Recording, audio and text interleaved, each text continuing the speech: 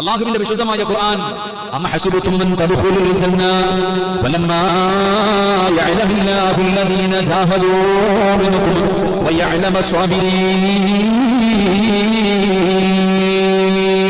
അല്ലാഹുവിന്റെ പരിശുദ്ധമായ ഖുർആൻ പറയുകയാണ്, എന്റെ പ്രിയപ്പെട്ടവരെ, സമാശീലരായുള്ളവർക്ക് അല്ലാഹുവിന്റെ സ്വർഗ്ഗമുണ്ട് എന്ന് പരിശുദ്ധമായ ഖുർആൻ അവിടെ നിന്ന് പഠിപ്പിക്കുമ്പോൾ മനസ്സിനെ അടക്കി നിർത്താനുള്ള കഴിവ്, അതിനാണ് ക്ഷമ എന്ന് പറയുക. എന്താ ക്ഷമ?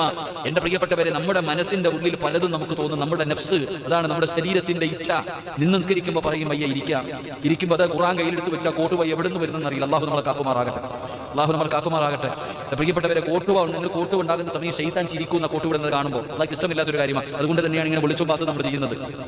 എന്റെ പ്രിയപ്പെട്ട സഹോദരങ്ങളെ, അല്ലാഹു സുബ്ഹാനഹു വ തആല അവിടെ നിന്ന് പഠിപ്പിച്ചു കൊടുത്തത് വലി റബ്ബിക ഫസ്ബിർ. മുത്തി നബിയോടും അവിടെ നിന്ന് പറഞ്ഞത് ക്ഷമ കൈക്കൊള്ളണമെന്നാണ്. നബിക്ക് ക്ഷമയില്ലായിരുന്നെങ്കിൽ ഒന്ന് ആലോചിക്കുക.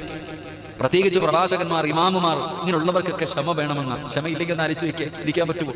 എന്റെ പ്രിയപ്പെട്ട സഹോദരങ്ങൾ, അപ്പോൾ ക്ഷമ നമ്മുടെ ജീവിതത്തിൽ ഉണ്ടാക്കിയെടുക്കാൻ കഴിയുക നമുക്ക് ഭാഗ്യം നൽകി അനുഗ്രഹിക്കുമാറാകട്ടെ.